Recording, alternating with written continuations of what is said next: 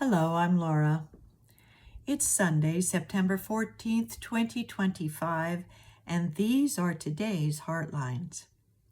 We start a new theme of Heartlines this week with moving beyond the barriers. And I have a particular question to ask to start with our first topic in moving beyond the barriers.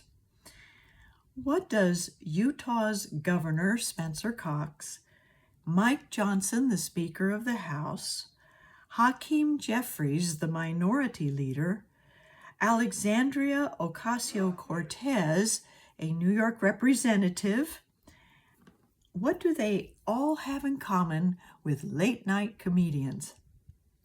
Every one of them is asking for the people of the United States and even around the world to cool down the rhetoric of accusations, of anger, of hatred, of fear, and to shift to a way of speaking that perhaps closes the divisions and helps us connect with each other. Since the tragic shooting of Charlie Kirk last week, a lot of rhetoric has been coming out. Some about vengeance and retribution, some about being thrilled that he is gone from our midst, and none of it is helpful. In fact, it can all be hurtful to what we really look for, which is that equality and respect for all human beings. We do honor Charlie Kirk and his life as a human being and as a family man. And we honor each life that has been touched or affected by negative rhetoric. So, how do we respond to negative rhetoric? Well, we might be tempted to add to it, to have our own clever ways of putting things that speak our political and other opinions that make others wrong or that group others together in being wrong. But we must know that old saying, when I point one finger in your direction, I'm pointing three fingers at myself. So let's open our hands of rhetoric here. Let's start with words of positive affirmation and prayer. If you are not into prayer, perhaps just positive affirmation of yourself and others as human beings. And then we can look at words of kindness and generosity, inquiring in our world as to how may I help? How may I help this situation? How may I help to uplift people here who are affected negatively by rhetoric? And then we can look at words of connection.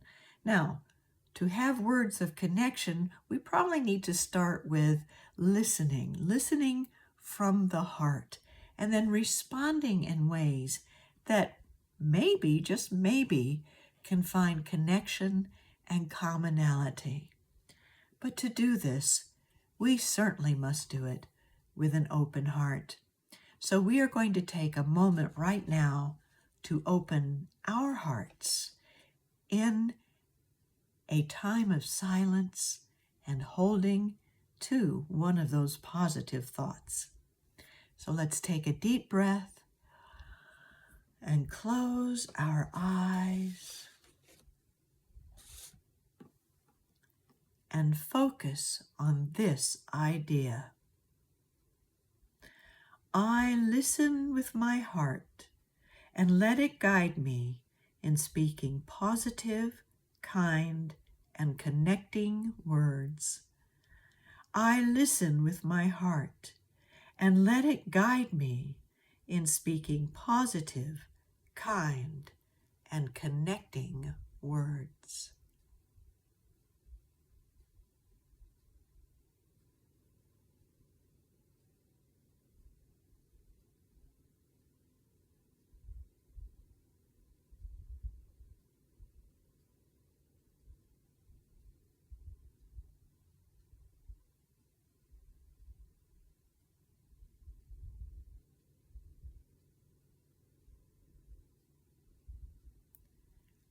And so it is.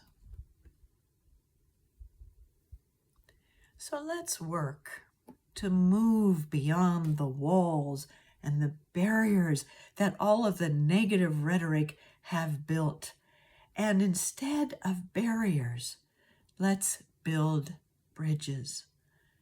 Bridges of positivity and kindness, generosity, and connection. And then perhaps the hand that points the finger will open up and be the hand that holds another. Thank you for joining me today. I'm glad we can connect through these times together. Have a wonderful day.